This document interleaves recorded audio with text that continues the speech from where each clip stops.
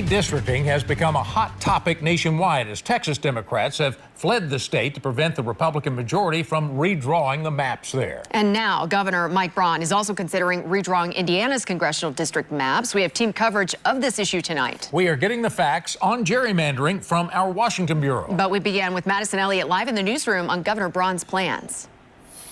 Vice President J.D. Vance will meet with Governor Braun and other Republican lawmakers tomorrow to talk about the idea of drawing new electoral district boundaries. If this happens, it would open another seat in the House, providing the opportunity for Republicans or Democrats to gain another seat.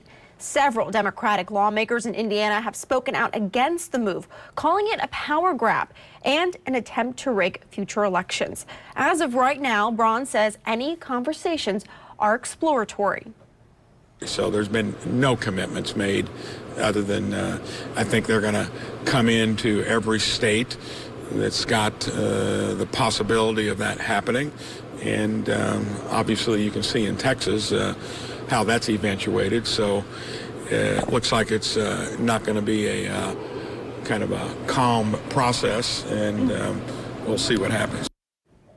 A special session is required before any redistricting could happen, which Braun said today would also be discussed with state leaders. The Indiana Democratic Party is organizing a sit-in protest at the State House in Indianapolis tomorrow ahead of the vice president's visit. Live in the newsroom, Madison Elliott, WLKY News. Thank you, Madison. And lawmakers in Texas are facing accusations of gerrymandering over the redrawing of several districts. And Christopher Salas gets the facts on the difference between gerrymandering and regular redistricting and whether or not it's a matter for the law. There are 435 congressional districts across the United States, and they're constantly changing. But how those districts are drawn can sometimes cause controversy. So let's get the facts. The redrawing of electoral boundaries is also known as redistricting. It's been happening since the beginning of American history. It was first done in the colonial era. Each district was drawn based on population, so every person had roughly equal representation in legislative bodies, like the U.S. House of Representatives. As the population grew, so did the number of districts. That's why traditionally, those districts are redrawn every 10 years, hand in hand with the U.S. Census.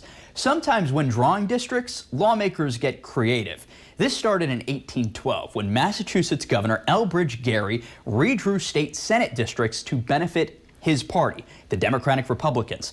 Some thought it looked like a salamander. A newspaper dubbed it the gerrymander, and that term stuck. These days, most congressional districts across the country take on some interesting shapes. And it's important to note that not all odd-shaped districts are considered gerrymander districts. According to the Brennan Center for Justice, a gerrymander district has been, quote, waylaid by racial discrimination and partisan manipulation, drawn by people who are looking to provide certain groups with advantages and other groups with disadvantages.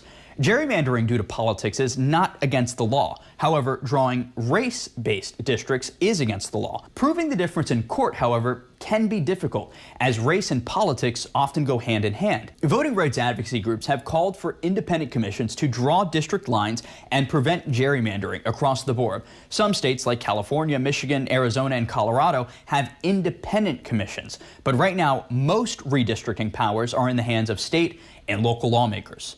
Helping you get the facts, I'm Christopher Salas. And Texas' proposed map makes changes in its blue strongholds in the Austin, Dallas, and Houston areas. Our Hearst television data team has put together a tool to take a closer look at those proposed districts and who would be in them. You can find that right now at WLKY.com.